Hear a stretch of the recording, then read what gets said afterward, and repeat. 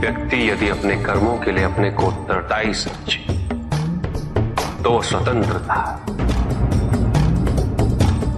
जब तक व्यक्ति किसी और को उत्तरदायी समझेगा तब तक वो निर्भर रहेगा। व्यक्ति यदि ये सोचे कि उसके दुख का कारण कोई और है तो सुखी कैसे रह पाएगा? यह असंभव है, क्योंकि दूसरों को परिवर्तित करना उसके वश में नहीं। वो तो केवल अपने आप को परिवर्तित कर सकता है। यही एक स्वतंत्रता है उसके पास। जो पीड़ा है, जो कष्ट है, वो व्यक्ति के अपने फल है, अपने निर्णय के फल। और जिस दिन वो अपने निर्णय परिवर्तित कर ले, उसी दिन उसके जीवन में परिवर्तन भी आ जाएगा। अनुशासन एक ऐसी आंतरिक अवस्था है जो व्यक्ति के स्वभाव का, उसके संस्कार का भाग बन जाती है। जब अनुशासन एक कार्य प्रतीत नहीं होता है जिसे पूर्ण किए जाने की आवश्यकता हो, उसी प्रकार जैसे श्वास लेना एक प्राकृतिक प्रक्रिया है जो निरंतर चलती रहती है, उसके लिए प्रयास नहीं करना पड़ता। अपितु मन में उत्पन्न होने वाला लोभ, अहंकार और महत्वाकांक्षा है।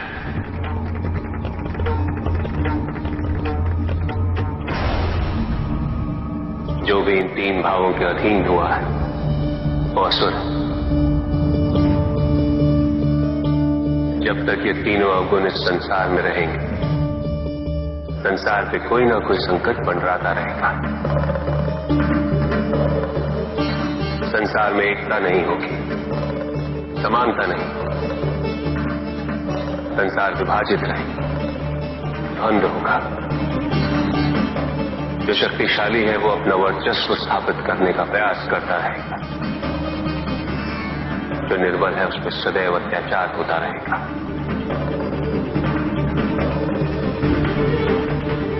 फिर कोई शक्तियों को अर्जित कर भ्रमित होगा, स्वयं को ईश्वर समझेगा और उसका विनाश करने हेतु ईश्वर पुनः किसी न किसी रूप में अवतरित होंगे। पूजित का साक्षात सामने होना मन को भटकने नहीं देता,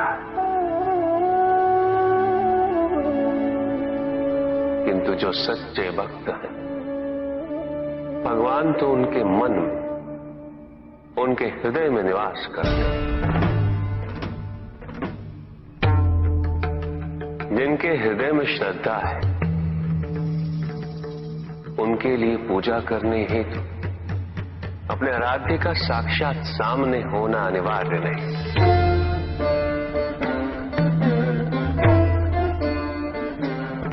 वो तो अपने मन के नेत्रों से प्रतिपल उनके दर्शन पा रहे हैं।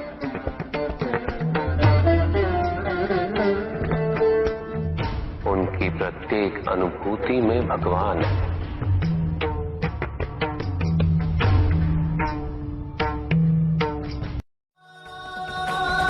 जीवन के महत्वपूर्ण 4 स्तंभ हैं: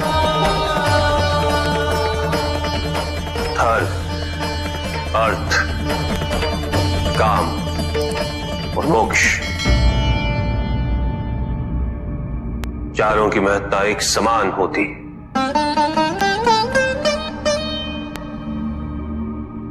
केवल धर्म के लिए शेष तीनों उद्देश्यों से विमुख हो जाना ये उचित नहीं और ये ईश्वर को भी स्वीकार्य नहीं। यदि केवल धर्म को महत्ता दी जाए तो संतुलन उत्पन्न होता।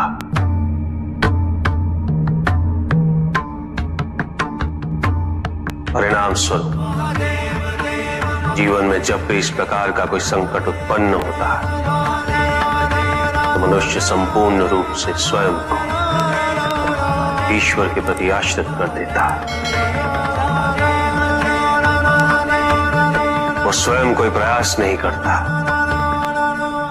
वो इस भ्रम में जीने लगता है कि ईश्वर आएंगे और उसकी सहायता करेंगे।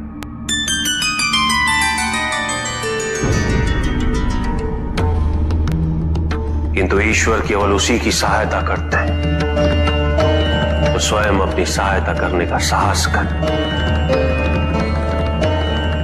जो अपनी परिस्थिति को परिवर्तित करने का प्रयास करे।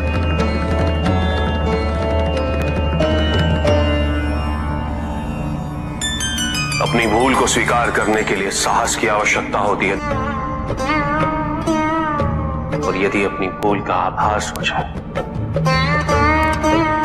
तो क्षमा मात्र एक औपचारिकता है।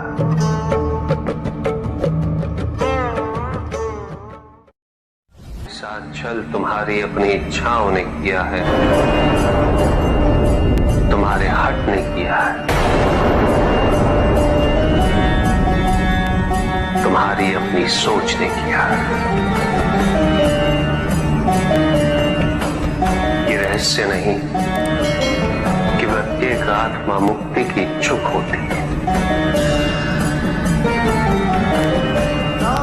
जो मरता है वो है पंचभूतों से निर्मित शरीर,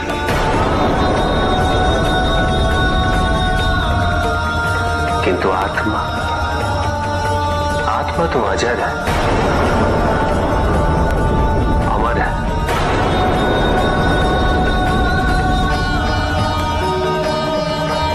जिसकी यात्रा मोक्ष पर संपूर्ण होगी।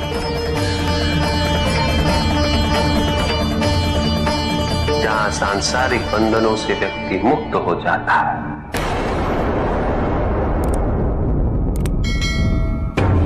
सारी इच्छाएं लुप्त हो जाती।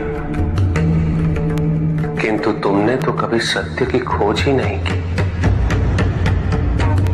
तुम तो सदैव उन तत्वों को ढूंढते रहे जो तुम्हारे अहंकार के पोषण हेतु आवश्यक थे।